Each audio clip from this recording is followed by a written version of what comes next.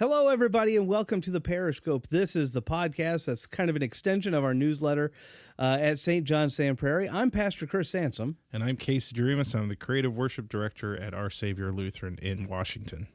Well, all right, then. All right. So, normally when we start out, we pretty much start out with a news story. Yes. But a couple different things. First of all, as I go to all the news cycles, it's all political. It just is.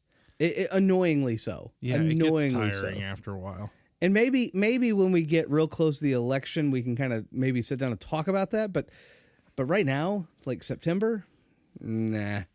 Because I'll be talking about it for Fall's coming, man. It's like, let's have some happiness, you know? Hey, I wore kind of like a flannel thing today. Yeah, I'm all fall. Yeah, I'm all for it. I'm ready. I'm ready for fall. I'm ready for that pumpkin season to start. I'm ready. I like the pumpkin. Not pumpkin seasoning in my drink though. Oh, well. Are you one of those? I don't drink coffee, so I don't. Yeah, really but what have, about other stuff? Why? I mean, there's not like pumpkin flavored soda or anything, so I don't know. Oh, there isn't. I guess I don't know. I've never. I know they do like the lattes. And... Yeah, because I don't do lattes or frappuccinos or any sort of I don't do any of that stuff. So all right, but I mean, I will at some point get like a pumpkin pie blizzard, at DQ. I'll do that at least once because I gotta do that. Yeah. Yeah. But yeah, no, I enjoy, the pumpkin season. Now, do you like pumpkin pie? I do. Yeah, I do like pumpkin pie. Oh, man. Yeah. And I think, I don't know, we haven't talked about this, but maybe a year or two of pumpkin muffin competition. Oh, yeah. Remember that? Oh, man. Yeah, that's right. That was a great point. Maybe we can have a competition between St. John's and Our Savior, and we can say, man. Hey, give us your muffins, and we'll. Now, do you really want to go with the pumpkin muffin? I mean, I like pumpkin muffin, but I mean, what I'm saying is I feel like you got to switch it up a little bit. Oh, right? okay. You know what I mean? Yeah, good point. Like, we're in the season of almost like pecan pie. Oh, pecan pie. But we'll I tell you what, we'll wait on that one. Okay, we'll think about it. We haven't talked about it. I mean, I think tomorrow is supposed to be like 90 degrees. So I mean, it's like it's almost fall. We're almost there. And tonight feels fantastic. We'll determine the competition and see. We gotta figure that out. Yeah, we gotta figure that out. But the point is that as we get into the election cycle, it's like if we sat here and talked about politics, we just talk about politics nonstop. Yeah, I don't want to do that. Ramble in circles. Yeah, exactly. I don't want to do that. But we did something a little new with the Parishscope this last month. Actually, it came out like last week or so, and we're doing something a little bit new. I'm calling this series Challenging Times, because what I'm going to do is I'm going to have each month kind of a different challenge. And with that challenge, I'm hopefully going to have a Bible study or something that kind of tags along with it. Now, this month we're doing prayer. So that's kind of be the subject matter as a whole. So instead of talking about news stories, I thought it might be good to talk about this challenge and then talk about kind of talk about the subject at hand, in this case, prayer. So, the challenge. And anybody that's listening, like maybe you didn't read your Parishscope, or maybe you just thought it was, or maybe you didn't get one, or maybe you inadvertently threw it away. I get it. We all get that mail. Yeah. We get way too much of it, and then it's like, okay, and then you actually throw something away. I get it. Maybe that's what happened. Yeah. So first of all, let's start with the challenge. Obviously throughout the month of September, the kind of challenge is going to ultimately deal with prayer. One of the things that I've said this before, I've done this before, I've talked to other people and said this before. So if you're like, wow, Pastor Chris has said that before. Yes, I have. Absolutely. But the challenge kind of is to say, pray with a timer. And one of the things I like to say, look, it takes about 30 seconds to say the Lord's Prayer. Mm-hmm. Most people don't realize that it takes such a short amount of time. It's 30 seconds. 30 seconds, that's it. So for you to have a vigorous prayer life, how much time do you think you should put in prayer? Let's just say you do the evening. So let's do an evening prayer. Like how long do you think you should pray? Set a timer. Mm-hmm. Set a timer and pray for that length of time. Now, maybe you want to do baby steps at first. Like I think I said, at the bottom of the actual Parishscope on the front page, I said set a timer for like 5 minutes. Mm. You would not believe how long 5 minutes is. Oh, I can believe that. That sounds long to me. Yeah. And then, maybe after a while, up it to 6 minutes, 7 minutes, 10 minutes, whatever it happens to be, just increase it. And I'll tell you, it's one of those things that like, I don't think that I would recommend this challenge if I hadn't done it myself. Okay. And I have. Yeah. I absolutely have. And that's why I love this challenge so much, which is why I bring it up so much. Mm-hmm. Sometimes it's really good just to set a 5-minute timer and just slow down a little bit. Mm-hmm. I mean, let's face it. We can watch an hour of television, 2 hours of television. We can spend, we can spend 5 minutes staring at a wall. Why not just take 5 minutes, set a timer, and then just actually go to your Lord in prayer? Mm-hmm. It is an amazing thing. It is an absolute amazing thing. And so that's kind of the challenge. That's an interesting, that's a cool idea. I will admit, when you said how long, I was thinking like 90 seconds, because you said 30 seconds was the Lord's Prayer. So I'm like, 90, that's 3 times the amount of the Lord's Prayer. That's pretty good. Yeah. But then you said 5 minutes, so I gotta up my game, I guess. So I need to try this, because I will admit I'm not, I would say prayer is one of the things I'm not great at. Yeah. Because I sometimes I'm awkward person when it comes to, I've always been an awkward person, like when it comes to like reading out loud or doing things, and sometimes just thinking in my head doesn't always sound good, even though I'm very good at talking continuously to people and not being able to end a conversation. But for some reason, I feel like self-conscious about prayer. So, yeah. And what I say is like, all of us kind of have, I shouldn't say all of us, but like, if you've been praying for a long time, or you've got, years of experience with it, like a lot of times you get stuck. It's not even stuck. You just kind of have these rote things. Mm-hmm. Like, you're getting ready for bed and you say the same prayer that you've said, forever and ever and ever for the last 2 decades or whatever, And again, it's like a 30-second, minute-long prayer, mm-hmm. and you're just used to it. You're just going to say the same thing over and over and over again. And again, there's nothing inherently wrong with that. Obviously, if you want a vigorous prayer life, having some of those standard ones that you use, there's nothing wrong with that. Mm-hmm. But what I like to say is like, when I first started this personally, when did you do it? I will say it like this. I started this, this was years and years and years ago. I read a book, and the name of the book was called The Benedictine Option. Mm-hmm. Now, I will first of all tell you straight up that I do not recommend this book. It was not very good. The guy who wrote it was like, and I didn't realize this at the time. I didn't know who he was until after I read the book, or started reading the book anyway. But he was like a conservative newspaper guy, and he was a very, very heavy Catholic. Okay. And I didn't realize all that. But the whole Benedictine option, obviously Benedictine sounds monkish, Catholic. Yeah. But the whole point of the book, the whole summary is that, like, a lot of things that monks do are not bad. And you can actually practice some of them that are actually very good and good for you spiritually in your everyday lives, And so it was called the Benedictine option, which, to be honest, I was very interested in that kind of element. Not, I guess, I'm never going to live in a monastery, Yeah. I'm. I'll never say never. You never know. I don't know. That's fair, but I'm God not will take us places, right? Chris, But I know, but I'm not Catholic. Okay, I guess you're right. But but again, at the same time, the other part of it for me was, it was like I was fascinated because the daily journal that I use, yes, is actually called a monk manual. That's right. Yeah. And the guy, Steve Lawson was his name, and he's kind of saying the same thing. And so I started reading through Lawson's stuff, and I actually found a lot of what he had to say to be very good. Mm-hmm. And, a lot of it is just kind of like this whole idea of like, slow down, reflect, actually spend some time meditating on things. Whoa, did you say meditating? I know, right? Oh, man. Yeah, I know. Is that going to stir some, It's just craziness, the idea of slowing down and reflecting. Yeah. But, and so like, I was like, okay. And so I was kind of intrigued by this. And then here's this other guy writing saying, hey, the Benedictine option, here's how you can implement it into your daily life. And so I was like, okay, I'll read this. Yeah. Terrible book. And for those of you that read it and found it absolutely awesome, more power to you.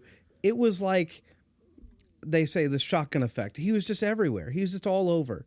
Yeah. Some of the critics of his book, have even gone as far to say, like, look, like even the people that have tried to implement it, he'll come over later, look at what they're doing and say, nope, that's not quite it. And it's like, so, you have all these people that are, and nobody can get it right. Like, he obviously is not very clear in exactly what he's thinking.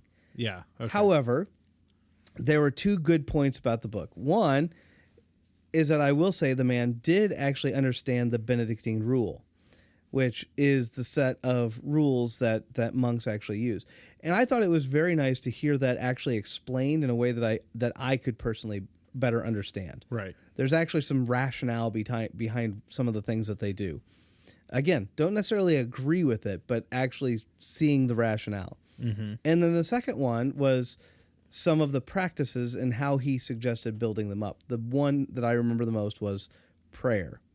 And he talked about how hard it was to pray for a solid length of time, and even suggested getting a timer out. And I said, okay. And so I did.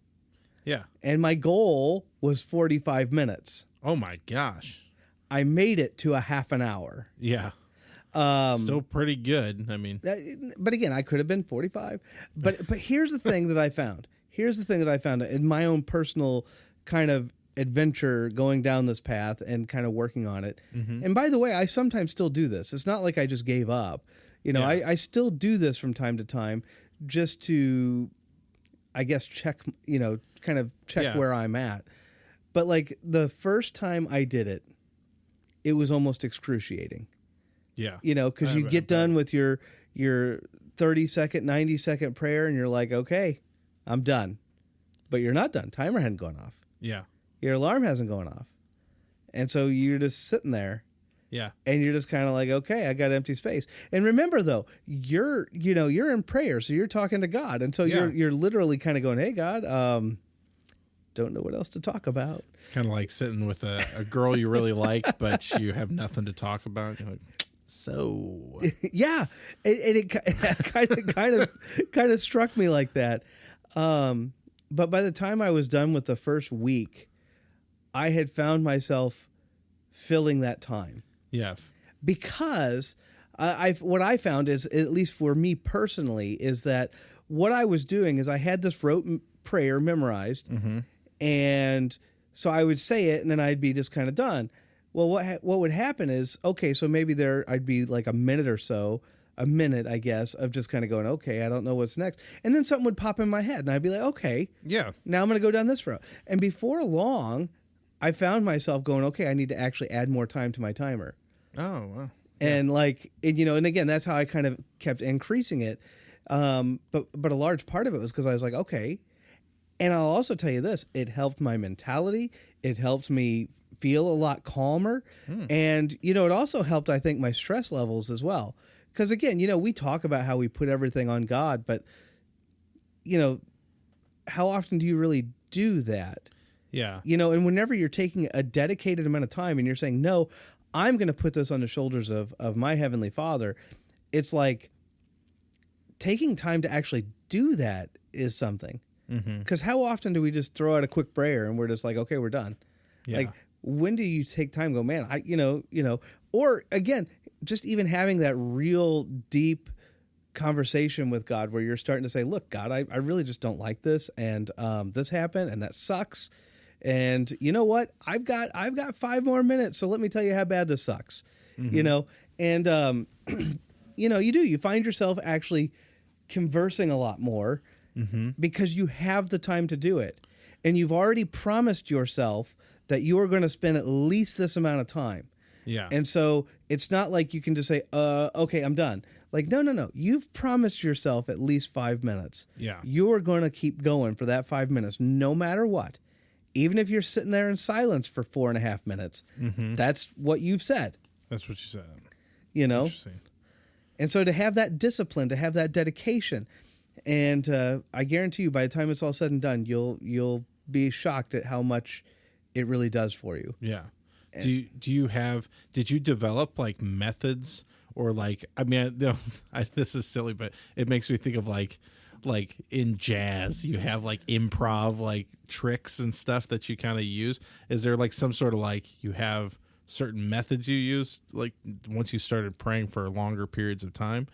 Like, I don't know if that doesn't make any sense. It's just whatever pops into your head. But I mean, again, I think a lot of us know how to make a prayer list, and I was doing that. Okay.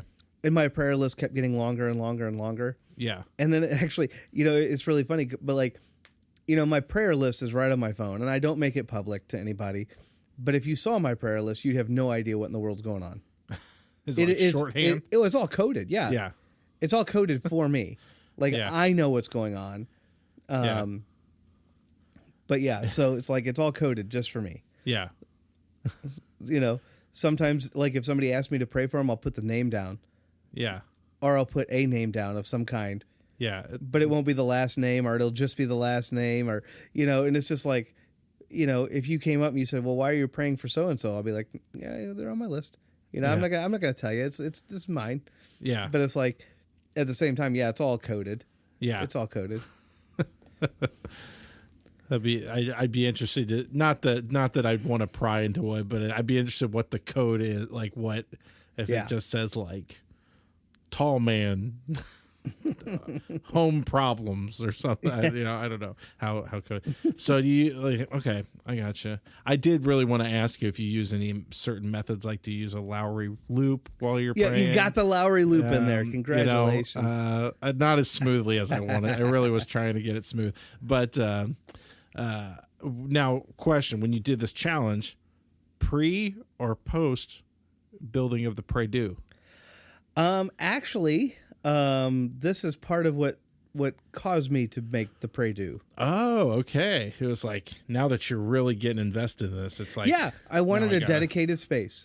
Nice. I wanted a dedicated space, and I wanted a dedicated space both at home and at work. Yeah. Now, for anybody who's maybe is like, what is he talking about? This is very early on, I think, in the podcast. Yeah.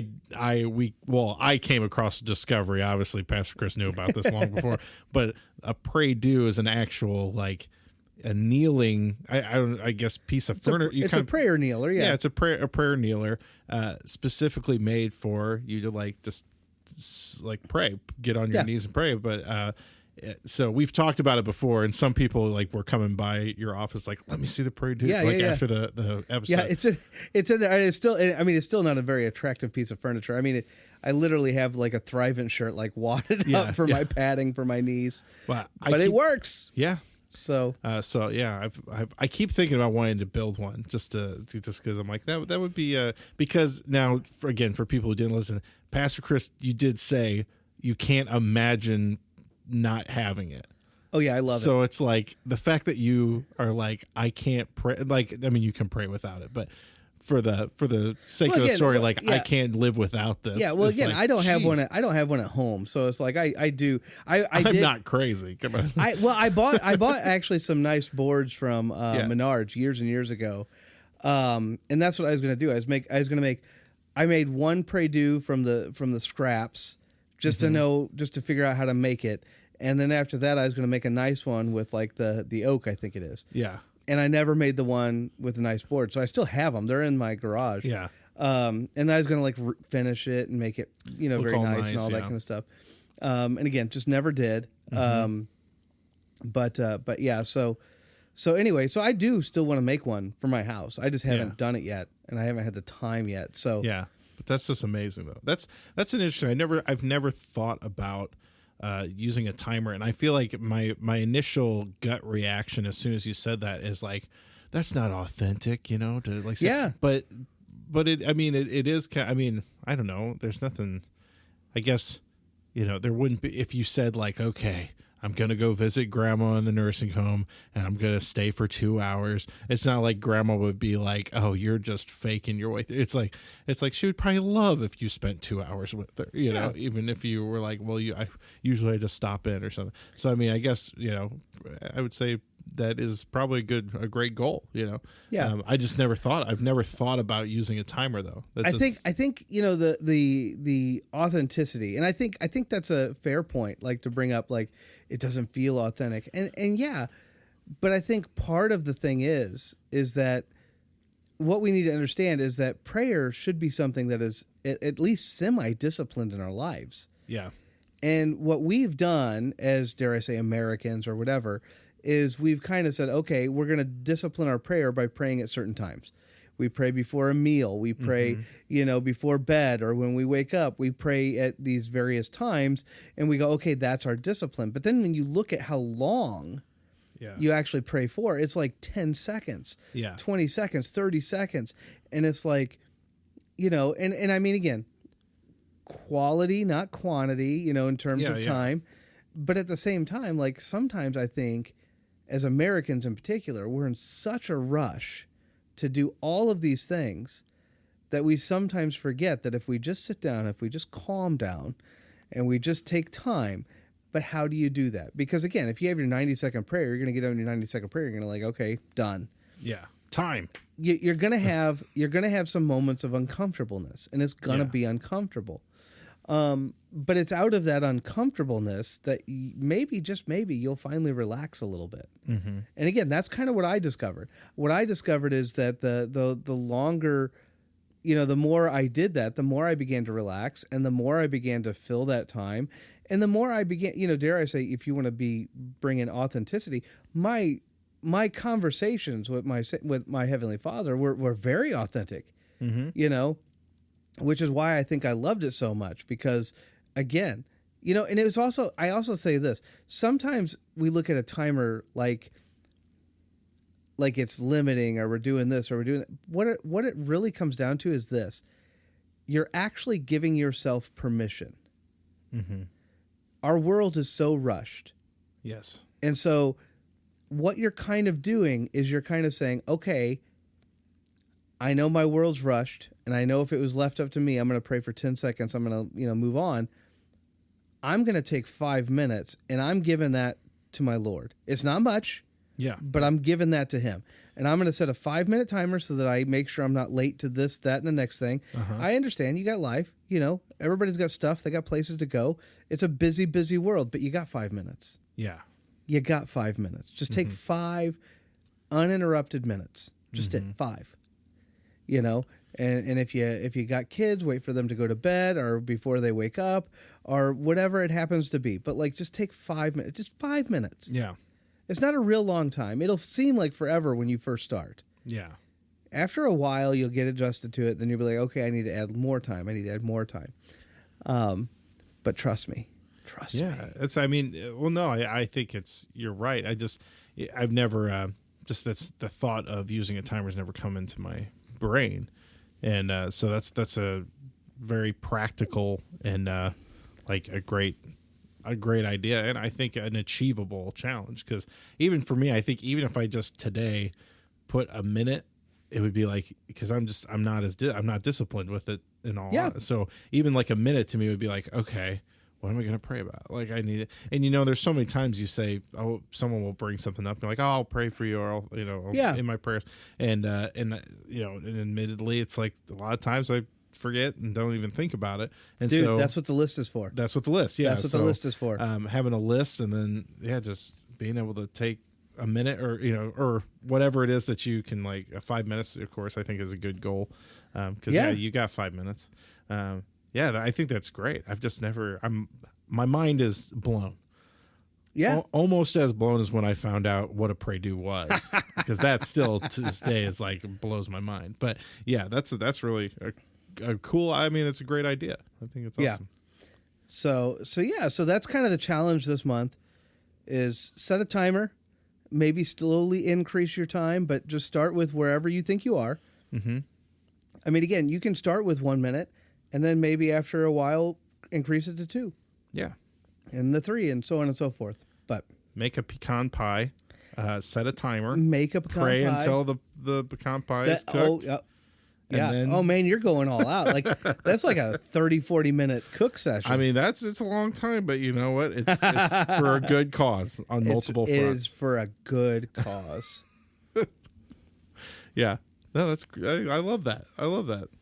I like being able to take something like a physical idea, like and apply it.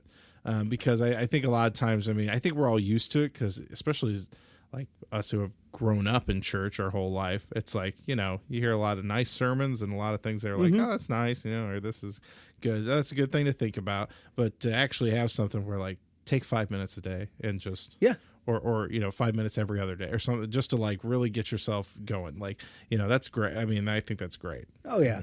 Yeah.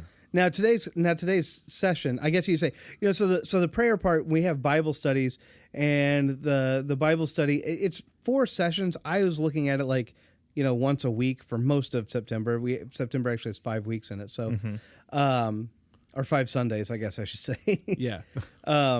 But anyway, so we were looking at that. I was looking at that, and it's like, if you did 1 session a week, you get through most of September. So this week would be the prayer of intercession. That means praying for somebody else.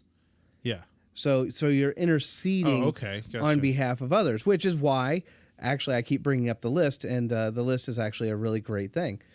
Because again, whenever you think about it, like how often do we say, oh yeah, you're going to be in my prayers and this, that, and the next thing.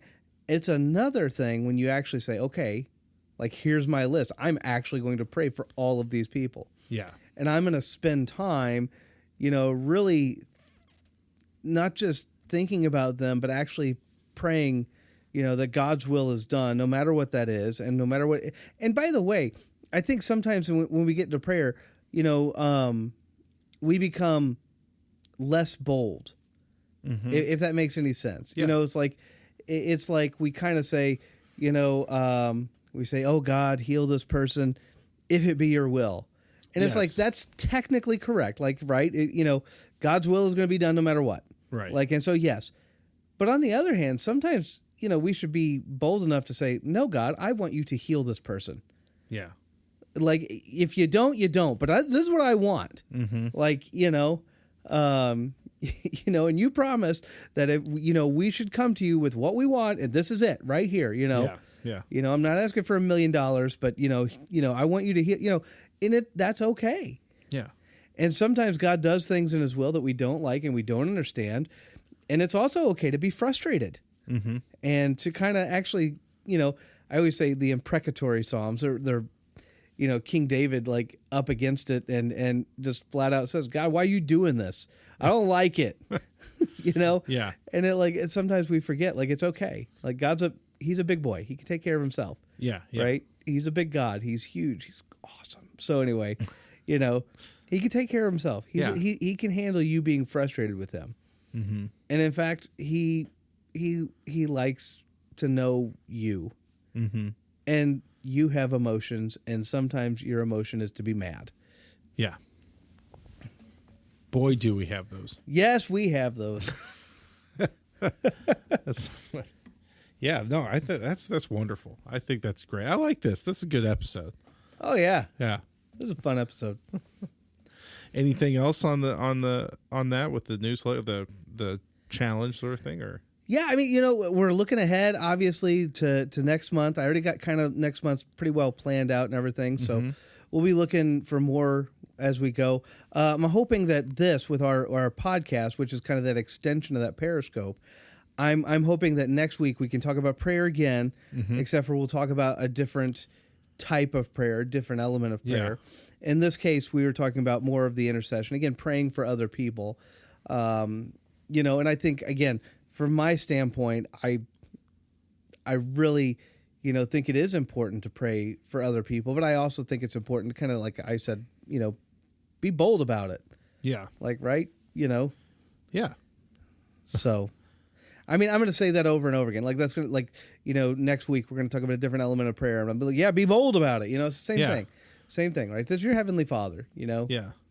Well, and I know I know there are definitely, and not to stereotype, but I know there's some mature women out there in the church who probably I know they have their list, and I know they sit down every day and they pray through their list, and they've been doing it for years and years, and they got it like on lock, and that's awesome. But for me, it's like, even just sitting here talking about it, it's like I'm thinking about people who it's like, I would really like to pray for that person, and I never think about just sitting down and praying for all these people, and it's like I really wish I would. I don't know, and so now it's like I feel like I can make it. I think it's like I could fill a pretty long list, I think, at this point, of just people that's like, yeah, I should be praying for these people, and I just haven't really done it. So, all right, I'm going to go after this challenge and try to do it myself. I like it. We'll have to report back next week, see how you do. Yes. So, all right. So, and we'll see what you think. Yeah. Your experience with this whole thing. Yeah. Okay, I'm going to try it. We'll see with my if I can get I'll find time. I mean, I got 3 kids. They're crazy, but it's okay. 5 minutes. Yeah, it's 5 minutes. It's 5 minutes. Figure it out. Yeah. Sometimes you need 5 minutes for a breather, Yeah. Just 5 minutes. Yeah. All right. Well, anything else, or you want me to move on? Okay. We can move on. So we were talking earlier that I really am starting to feel like, oh man, I don't know if I'm repeating things that I've already asked you or not. Yeah. But I know we've talked a little bit about this before, but I don't think in necessarily in the context. I think it was an extension of something else we were talking about. Sure. So if a church, like at Our Savior where I'm at, we're in the process of trying to get a full-time pastor, and it's but we do have some people some retired pastors who are really helping us out, and that's good. So we're not completely like stranded or anything, but what do you know what the process is? And I know this might be silly because it's like if you're at a church, you're there, so this is kind of like you would never be in this situation. But if a church is there is no pastor, they don't have anybody retired who can come in. I know sometimes they can send like somebody from. Well, that's what I'll have to ask you. Let's say there's no retired pastor, there's nobody that's like in the area to come and like work with them during that period of time. What happens like with a church? Are you talking about like on a Sunday? On a Sunday, as far as like a sermon running through things, like what would be the what would they do? Do you know? I mean, is that a fair question? Or is that like no, it's a completely fair question, and it does from time to time happen. Yeah. So typically, what would happen is if your pastor is vacant, if you no longer have a pastor, you usually get a vacancy pastor, somebody who comes in on a regular basis, kind of tries to organize the worship service, does the bare minimum, in terms of trying to get everything set up and established. Now, to be honest, vacancy pastors are different. So some of them are, they're retired guys, or they're guys that this is just what they do, and they're really in it. Like they'll come sit in an office, they'll go to the meetings, they'll do all that. Others are like they already have a church, but they're a vacancy pastor over here, and so maybe maybe they have 2 pastors at that church, and so he will go there every Sunday, or try to line up other pastors to kind of gotcha. Yeah. But like, let's say it's all out. Like there's nobody available, right? Absolutely nobody available. Okay. Well, in that scenario, usually a pastor has some form of a written manuscript or a sermon of some kind, and it is usually one of the elders of the church that will stand up and kind of lead the service and read it. Mm-hmm. Now, they probably will not have communion. Okay. They'll probably wait for a pastor to have communion. Okay. Yeah. But by and large, it'll be an elder that kind of functionally leads the service. And so that's usually what happens. And you said, sorry, I know. Did you say that they would have a sermon kind of given to them, and then sometimes? Okay. It depends. Interesting. Okay, so an elder would lead it. Yeah. And then, but as far as communion, typically that wouldn't be really. That'd be kind of that probably wouldn't really happen. Reserved for a specific pastors to do. Yeah. Okay.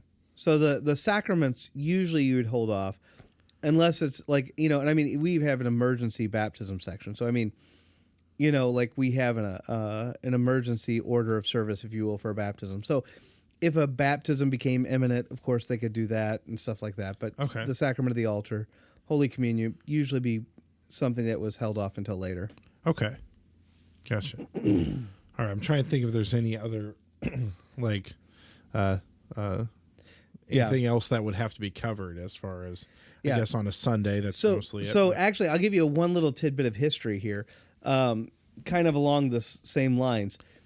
So we get into debate sometimes over the topic of women pastors. Yes. And the Bible's actually pretty clear, no women pastors. I know that some people get really, upset about this. But the reality is like, the Bible's actually fairly clear on this. Mm-hmm. I think it's in 1 Timothy where he kind of lays it all out. Mm-hmm.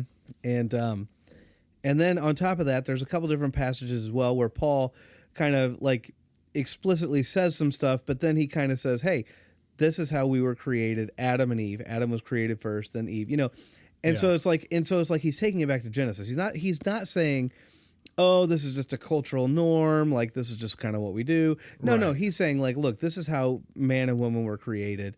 And in essence, we talk about this sometimes, like Adam, we say, is like the word bearer, and that's true. Like Adam is the word bearer.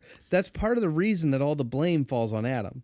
Yeah. Like, yes, Eve talks to the snake. Yes, Eve takes the apple. Yes, Eve, but you'll notice that when it comes time for blame, it all falls on Adam. Yeah. Because Adam was the word bearer. And so in terms of order of creation, your pastor should be a man. However, there is a unique historical incident that took place, and I do not know the year, and I cannot reference the year. Yeah. But it was after a series of monasteries basically popped up, and one of them was with nuns. Yeah, okay. There was not a male in sight. They were all women. Right. And now usually in a monastery you have like a priest or somebody like that who could maybe lead certain services. But I think if I remember correctly, and I don't quote me on this because I haven't read this in like 10 years, but I remember reading it back in the day going, really? But apparently the priest died. Oh. And so these nuns, they waited for a little while, but after a while they said, you know what? If no priest is going to show up, we'll just do it ourselves. And so you actually have this weird historical anomaly happen like 300, 400, 500 AD. And basically there was a nun that acted as a priest, making it like she was like I say, a female priest. In the Catholic Church, or actually I shouldn't say the Catholic Church didn't exist at that time. It was just the Christian Church. Yeah. They didn't condemn them or anything. They said, look, that was the best you had. Yeah. There was nobody else for you, so therefore you did what you had to do. Nothing wrong with that. But so that would be your one weird scenario. Okay. Interesting. Where like there's no priest available kind of thing. Yeah. So, I mean, is there a very specific layout of like only like, for instance, like, okay, there's no pastor. Let's say like, I don't know, let's say someone in the church goes, hey, I'd like to like give a sermon, just some like not an elder or anything. Is that something like, no, you cannot do that? Or is that kind of in that gray area of like, you got to do it the best you have. And if they're the only person willing to come up and do it, but they have to make, Well, no, this actually falls under. So this is actually where you get into some unique issues. Yeah. Because one of the things that you're getting into a distinction within the LCMS. Okay. So for instance, the LCMS, we have a very distinctive theology. We want our people to be trained, and so kind of all the churches kind of agree that we want pastors that have been trained in a certain fashion. Mm-hmm. Right? Whether that's through seminary or through some other program that the Synod all agrees on. And remember, Synod is the idea of walking together. Mm-hmm. And so we're in step, we're walking together, and this is kind of the thing. Now, just like anything, just like any rule, just like any law, anytime there's a law, realize like you're giving up some element of freedom. Right. In order for that law. Like, I mean, that goes for anything, right? Like you're driving down the road, the speed limit says 55, right? You will go 55. Now that gives up some of your freedom. You could be going 150. Right. But you decided to give up some of that freedom in order to be safer on the roads. Yeah. And so you're giving up a little bit of that freedom. The same thing within Synod. Synod has like these rules, these principles that are at play. However, most of them are rules that we put in place just to kind of make sure that we're getting pastors that are well trained theologically, that kind of go through certain things. But the reality is that those are Synod made rules. Every church has the ability to call whom they want as a pastor. Now, to be biblical, they'd have to call, again, preferably a male, Right. But so you're asking this question, and it's like, can anybody just step up and say, I want to give a sermon? Yeah. Really? Absolutely. Now, an LCMS church probably wouldn't necessarily go along with that. You're right. Because we have certain regulations in terms of how we want things done. Mm-hmm. But even from a biblical standpoint, is that okay? Yes, it is. As long as the church and the people kind of agree with it and they're all on board, the church has a right to call who it wants as a pastor. That's actually a very famous book that CFW Walther wrote. Part of his debate with, I can't think of the guy's name, but he had a big famous debate. They were deciding whether or not they wanted to go back to Germany or not. And basically, Walther argued that no, you do not have to have some special person. You can actually call your own pastor. And so, from a theological standpoint, can a church at any time just call who they want as a pastor? Sure. Now, they might not be within the LCMS anymore. Right. Just because they're kind of breaking with some of that elements. Like, obviously they're not calling somebody, who's ordained per se, and somebody who hasn't done this and doesn't, so on and so forth, But again, those are all things that Synod has to say, hey, we're walking together, and this is all what we want together. Yes. Interesting. Okay. It's kind of like, imagine you have a group of 50 people, and they're all deciding to go to a restaurant. Yeah. Like, any individual person can say, I want to go to this restaurant, and they can go. Like, nobody's stopping them. Yeah. But if you're all going to walk together, then you're all going to end up at the same restaurant. Right. Interesting. Okay. Let's. I don't know what. I wonder about that because, like, just in the situation we're at, like, again, we do have pastors, so like we don't really have that. But it's just if there was ever a time where, for some reason we didn't have one, like anybody to help cover until we're getting someone, it's like what would we do? It's like how would you go about it? Again, I know there's like some, you can. Being a part of the Senate, it's like you can call and maybe they can send someone to fill in at times and stuff. But and again, even no matter which way you swing it, like if you have a board of elders, and almost every LCMS church does, it should probably be one of the elders. Now, an elder should be somebody who's, they say not newly, a Christian, been a Christian for a while, right? And the idea is that they have an element of maturity there. Yes. And that's kind of what you're looking for, and especially if you're looking for somebody to step up and act as a temporary pastor, if you will. Yeah. An elder seems to be the right choice, right? Mm-hmm. And that's why you choose elders, on their maturity level and all those other things. Yeah. So, all right. That's interesting. Yeah. I just wondered about that. So, okay, cool. Well, no, there you go. Anything else about that subject? I don't want to cut you off if there's something else and popped in your head. I mean, no. I mean, again, it's an interesting topic. Yeah. Calls and pastors and all that kind of stuff, and again, some of the various structures that each synod has or each church denomination has. Each church handles it a little differently, and we have talked a little bit about it. Yeah. We actually had Pastor Raditz here. Yes. Yeah. Talking about a call he received. Where he actually ended up in Chicago at a school. He's actually at Concordia University, Chicago. Yeah. I almost said River Forest because that's what it used to be called back in the day. Yeah. Anyway. It's like they don't know their own identity. Go just, Bulldogs. They're just confused. Was Bulldogs your school? That was my school. Yeah, that's what I was going to say. Concordia University, Nebraska was mine. Yeah. I mean, I don't really have a tie because I didn't go to either, but I just try to support. I try to support Pastor Chris. Support the Bulldogs. Support the Bulldogs. That's right. Support the Bulldogs. Well, that's not, I don't know. Is that the right? That wasn't really a dog, I guess. But You have to work on that one. Yeah, we'll have to work on that. So work on that one. But yeah. That's it is. I mean, the call process. That is one of the things for me that was like very strange. Just in general, and like, because I mean, I went to a non-denominational church, so like when we would hire a pastor, it was kind of like there really wasn't a specific like they could be. I mean, typically, probably if you studied and you went through the seminary for being a LCMS, did I get that right? Yeah, LCMS. Sorry, my dyslexia freaked out for a second there. Like, dang, Mexico, you're probably not going to go to a non-denominational church, but you could. I mean, that's the thing, though. Like a lot of those churches, it's just they have an elders board as well, but it's just like they interview people. Yeah, and again, that's one of the things that's like always been really wild to me is that like interviewing people.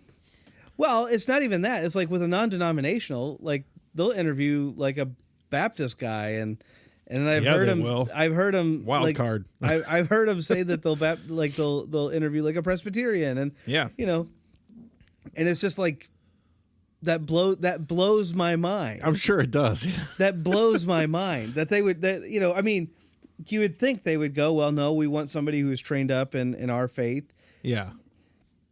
But instead they're like, well, close enough. We'll interview him. Right. It is interesting. I mean, I think there's places who have plenty of success. They might have a guy who grew up Baptist. They might have someone who grew up Presbyterian. But I think there's my church. I mean, I don't think it was so much where or how the people were brought up. It was more the work ethic that there was there was a few hires that over the course of my time being there that were not good choices. And it definitely caused a lot of people to leave, and they had nothing to do with really. Well, I mean, some of it had to do with kind of their viewpoints, but I don't think their viewpoints were anything necessarily like I think if the guy who was Baptist, I think if he went into a Baptist church, they'd still be like, no, that's not right. I don't think it had anything to do with like, oh, we just don't get along with like our ideology or our theology or something. It was more just the personality. But again, it just blows my mind. Yeah, I'm sure it does. That's like it just. I mean, like again, it just boggles my mind. I love this because typically I'm the one like kind of learn it like, wow, that's crazy. I don't know anything about this, but it's funny to see you be like, that's nuts. It's like, oh yeah. I mean, it is kind of nuts, really. I guess. Even some of these seminaries now, like it's like, oh, are you are you in Assemblies of God? Well, you're in this seminary, and then it's like, well, but I'm a Presbyterian. You're in the same seminary. It's like, how does that even work? Like, I just don't get it. Like I mean, I went to an LCMS seminary. Like I knew what I was walking into. Yeah. Like I knew, and I was going to get trained up in the LCMS doctrine, and like that's great. Yeah. And like, but yeah, these other seminaries are just like all over the place. They're just, how does that work? I mean, I don't know. How does that functionally even work? I just don't get it. I don't know. I mean, I don't either, and I haven't ever investigated it. So this is not one of those things like I investigated it and I know this. I don't know anything. Maybe we could get we should try to. I know somebody that maybe we could have a guest on the show. That if we you could know talk somebody, about I this, know nothing. Because it would be quite interesting to see how does that work? Because I don't know. I mean I don't know. Yeah. So yeah, because I mean I didn't go to a Christian college, so Yeah. So I have no idea. It'd be interesting. I did look. I don't know if I've told this, but I did look at several. Yeah. And at one of them, I was talking about the music program, and I said, I really want to do composition, and the guy just goes, "Oh, you shouldn't come here." And I was like, oh, okay. And he's like, yeah, you're not going to learn anything like that here. You're just going to learn basic theory. I'm like, oh, okay. And so that was kind of my like, oh, maybe this isn't good for me because like I wanted to do stuff that they were not going to have. And then I went to that night at that school when he told me like, yeah, you don't want to come here. I went to their band rehearsal, which was like a community band. So there's a lot of older people. Yeah. And they're like, we did like an hour and they're like, all right, we're going to take a quick break. And this makes me look really bad. I really apologize. But also, mind you, this was at like 8:00 at night. It was like a 3-hour drive home. Yeah. So it was kind of like we wanted to get going anyway. But this oboe player guy stood up and he's like, don't leave us. And the way he said it was like he was trying to be funny, but it actually scared like the living daylights out of me because I just looked through that room and it was like, I don't want to be here. So we left. I feel bad about that, but it was. I mean, the guy already told me you don't want to come here, so it was like I don't think he was shocked. He was just like, yeah, you just go. And I mean, I think that's very honest, right? You know, I can actually appreciate that. Like, yeah, we're not gonna be able to do and teach what you want. I appreciate it. And he was a guy like he was down south, and he was like. He would go, it was far enough away, but or close enough to like St. Louis that he did a lot of gigging in St. Louis. And it was kind of like the college was kind of his part-time thing. Yeah. And so he was like, yeah, this isn't for you. I was like, oh, okay. I went to, before I went to Concordia, I actually went to a community college. Oh, yeah. And you know, when you get into a college, like they always have like these advisors or like, here's your advisor. Yes. And, I basically said straight up, like, I'm going to be a pastor. Like that was my goal. Mm-hmm. And so the community college, they didn't quite know what to do with that. So they just said, okay, religious studies. That's what we'll put you in. Yeah. And so they got me this advisor. And I remember the first time, you know, again, I'm 18 years old. I know nothing. I'm new to this whole college thing. Yeah. I wasn't necessarily like a straight A student in high school. So I'm already like, I don't know about this. Like, yeah. And I get to his office, like knock on the door, and like his office is a wreck, just a wreck. Yeah. You know, yeah, he's probably a brilliant man. Like, you know, he's just, you know, got stuff everywhere. And so I had to move a few things out of my way to sit in this chair. And he just looks at me, and I'm just kind of like, "What? Is there something wrong with my face? Like, what do I do? What did I do? You know?" And finally, he says, "I've been doing this for almost 50 years, and I have never, ever been the advisor to any student." What? He's like, nobody who has come through this college has ever wanted to major in religious studies. And so he's like, I have no idea what you should take. He just looked at me. He's just like, nobody has ever done this. He's like, we're going to just have to make up a program for you. I'll have to see if we can even give you a degree that has anything to do with that. It's hilarious. Oh my goodness. It was just the funniest thing. I'm over here going like, what, is there something on my face? What did I do? Did I do something wrong? You know, again, because I'm like, I know nothing. I'm super nervous. And this guy's just staring at me. And finally he's just like, I've never had anybody. That is hilarious. You know, that's what was the name of your community college? East Central College. East Central, yeah. I was, Illinois Central College. You know, I went there, and there's something about I have never had good advisors. I had my first advisor. I had it was like a kid that I went to school with. It was his mom, and so she was like, "Oh, you're going to ICC or we were somewhere," and she's like, "All right, well, like come into my office on like this day. I'll get all your classes set up." Well, and it's like, of course, I knew right away. It's like I'm majoring in music. That's the only thing I'm good at. Yeah. So, and she was like, well, we're gonna get you started. We'll get you set up in this class, and most people the first semester like don't take on too much because you're gonna get overwhelmed and all this stuff. Well, she didn't sign me up for any music courses, and those music courses are like they only offer Theory 1 first semester. Yeah, only theory. So if I didn't take Theory 1, I would have to wait a whole year. To take it, and luckily, so she signed me up and it was like, oh, great, I'm set. This is great. Yeah. And then I went to I had a scholarship for 2 years that was like a tuition waiver. Yeah. Pretty nice. But it was for this choir that I was in and I made. And the guy who was in charge of the music department walked in. He's like, "Are you a music major?" And I'm like, "Yeah." And he goes, why weren't you in theory today? I'm like, "Oh, I'm not signed up for it." And he was like, come to my office right now.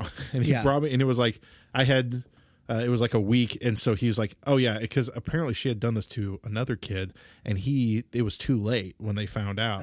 So he was there a whole extra year. Ooh.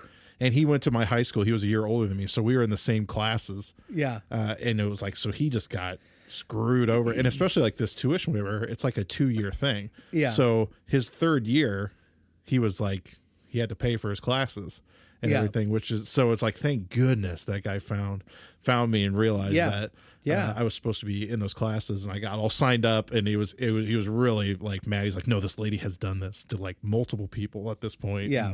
And then when I went to ISU, that was a mess too. The person, like, she didn't sign me up for certain classes I needed. And then eventually I just did my own schedule, and she's like, "You'll be here 3 years." I was there for 1.5 years. Yeah. Got out. So it was that. But yeah. Oh, advisors. Sorry. I'm just going off on a whole tangent. Well, I was only at East Central College for a year. Oh, okay. After that year, I mean, and again, so this particular community college was mainly for gen eds. Yeah. And again, it's, not for religious studies, I'll tell you that much. No, not for religious studies. But, but to be honest with you, like, I'm really happy that I kind of went. I'm happy I ended up at Concordia University, Nebraska. But at the same time, it's like, you know what? Some of those gen eds, yeah. Yeah. And the other part too is like, I got a lot of stories that come out of that college. It's not a good place. It was not a good place. No, it was not a good place. But you know what? It gave me a little taste of that whole, not given it was a local community college. Yeah. Did you have a lot of people of different ages, or was it pretty much just we had some right out of high school? We had some, but it felt like an extension of high school. Yeah. We had a lot of people of different ages. I mean, people who were like, I had a lot of, there was actually a lot of people who did like 1 or 2, not terms isn't the right word, military service. They did like 1 or 2. Oh, okay. I can't. Like tours? Tours, yeah. Or so, and so like they were just kind of like getting back into civilian life, and they were taking their college courses and stuff. So like, I had some people like that. I had some people who were like, they had done the same job for 30 years or like 25 years and got fired, or like they got let go, and so now they're like going back to college to like figure out what they want to do. And so it was kind of a cool experience because I just I wasn't just surrounded by like a bunch of like 18-year-olds. Yeah, it was like, man, it was like just people of all, and you kind of saw how serious people were taking this, because it was like, that woman's like, she's 45, and this is like, she's really taking this seriously because she wants like to get a better life for her and her family or something. So that was good. I was really glad I went to community college, but yeah. Yeah. I mean, again, we had some of that, but we just didn't have a lot of it. Yeah. I got more of that when I was in seminary. Oh, really?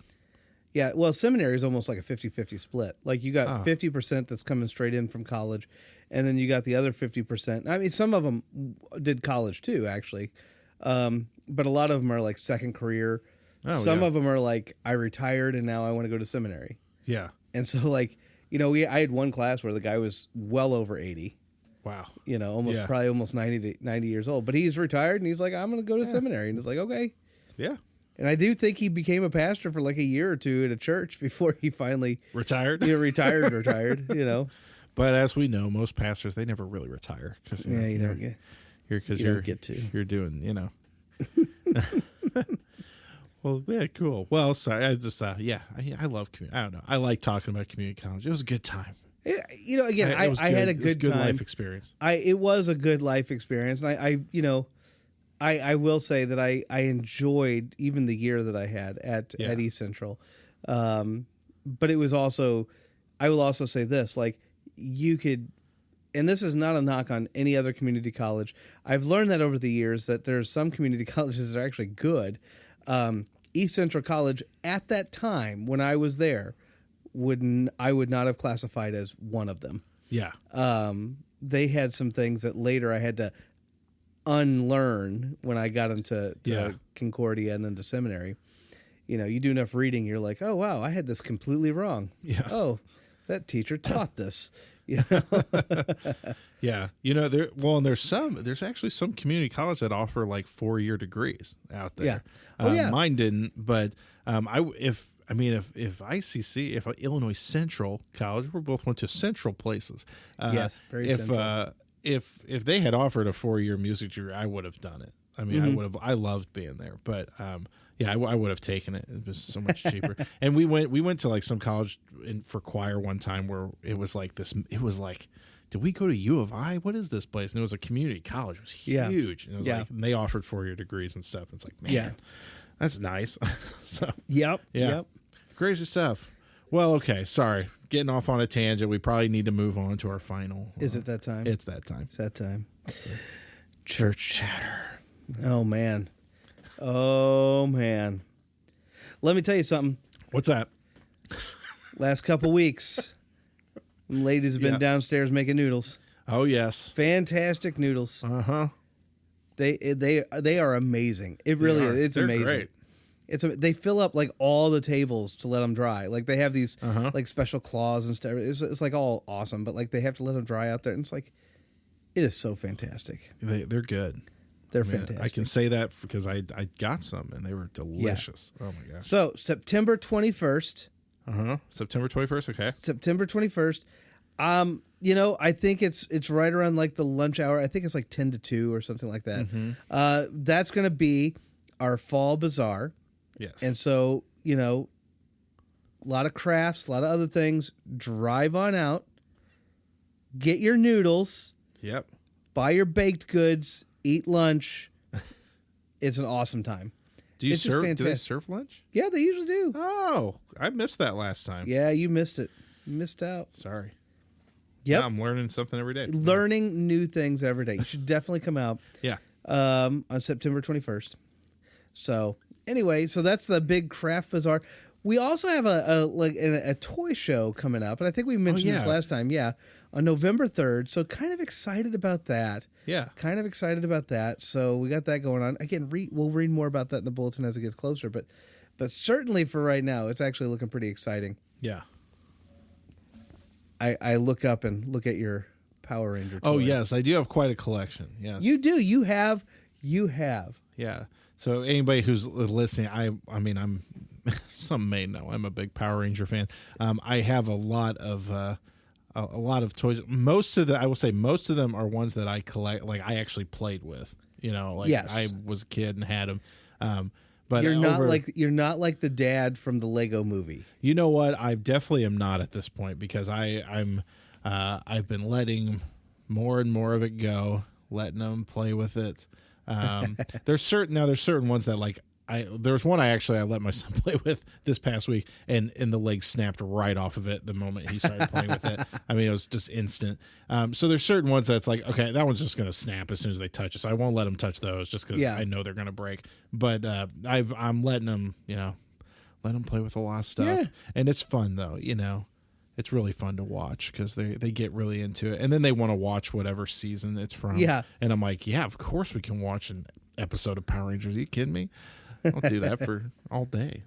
So it's fun. Yeah, it's a good time. But yeah, so wait, is this toy show? Is this like, are they selling toys or is it just like you go and see? No, you can like set up like a display of your collection of toys. Very nice. Like again, I think they want to do like a train set. Yes. And, and I mean, I think it's also a good way to get like, some of our younger members involved. Like, if they are a younger member, but they have a toy set. Now they'll have to kind of sign up. And I don't know, I'm not the leader of this or anything, but I'm just kind of thinking like, I think this is kind of pretty low key at first. Yeah. Just kind of seeing how it all works out. But yeah, it should be a really good time. Yeah. Sounds fun. Should be a really good time. So it's definitely something to look forward to there. Yeah. Of course, everything starts Sunday school, Bible class. It all starts this Sunday. So I'm looking forward to that. I got some great things I'm hoping to do with the high school kids and the 7th and 8th and the confirmation age. Yeah. So looking forward to that as well. And then, of course, confirmation starts tomorrow. Dun, dun, dun. That'll be exciting. Whole new batch of kids getting in. Whole new batch of kids. So anyway, so that's kind of what's going on. I mean, like basically, we're heading into fall. Mm-hmm. We're heading in to where all these things kind of start taking place and everything else. So yeah, we're right up there. We're going for it. We're going That's for right. it. Yeah. So It's very exciting. Very exciting. it is. It is. It's very exciting. Yeah. Yeah, we're getting things going. My son starts preschool tomorrow. Oh, that's exciting. First child going into preschool, so that's going to be quite a day. So, but yeah, everything's moving along. We're just getting ready. I'm already prepping for Christmas. Just telling You're already prepping for Christmas tunes or Christmas songs and trying to figure out what are we going to do and Oh yeah, that's right, because of your band.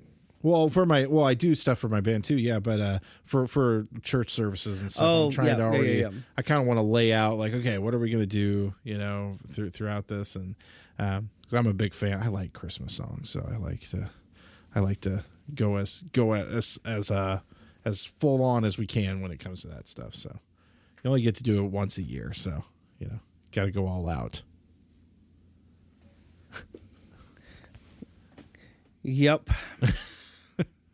Yep, you got to prepare for Christmas at this time. Yeah, well, I have to. But you see, I'm ready for the flannels. I'm ready for the fires. Yes. Oh, yes. Yeah. I'm ready. I don't, Christmas to me, is just so far away. But I'm ready. I'm ready to sit by a fire. Yeah. Which is what I do pretty much every time it gets cool. Yeah. So like all summer long, when we had those cool nights, I had a fire. Yeah. You just got to see. That's nice though. Oh, yeah. Fire. Yeah. Beautiful. Yeah.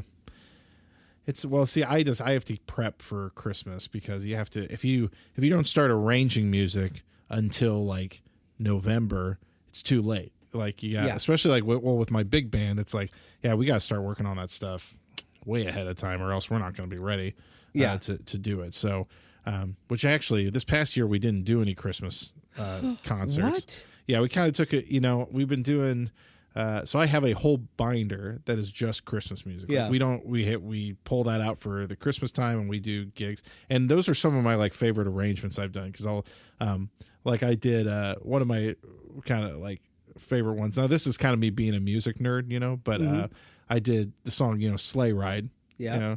But it's kind of mixed in with the sort of instrumental sound of, the song Slow Ride. Slow Ride by Foghat. Yeah. Oh, I know the song. So it's kind of like I kind of tie that in. So that's fun. I just have fun with doing that. Yeah, that's fun. But we've been doing, it's like, so some of those songs we pull out every year and it's kind of like it kind of got to a point where it's like, oh man, we do this. It's like the same thing. Even though I try to do a couple new songs every year, but I felt like last year we sort of took a year off and I think that was good because now everybody's like, man, we haven't played. It's been so long. We haven't played those Christmas tunes. Yeah. And it's like, we got to pull them back out now. So, that's fun. That's fun. But I'm still not listening to Christmas music yet. I will still wait. I understand why you must. I have to. I understand why you must. It's the not to sound too corny, but it's the cross that I bear. It's the cross that you bear. Yeah. If am I allowed to say that? Or yeah, why sacrilegious? I don't know. No, I don't think it's okay. Anyway, it's all good. Yeah. Well, all right. Well, that's all I have. Yeah, that's all I got. We're good. Okay. Yeah. Well, thanks everybody for paying attention and listening to us today, whenever you're listening to this. Hope you all have a blessed time. Talk to you later. Bye. Bye.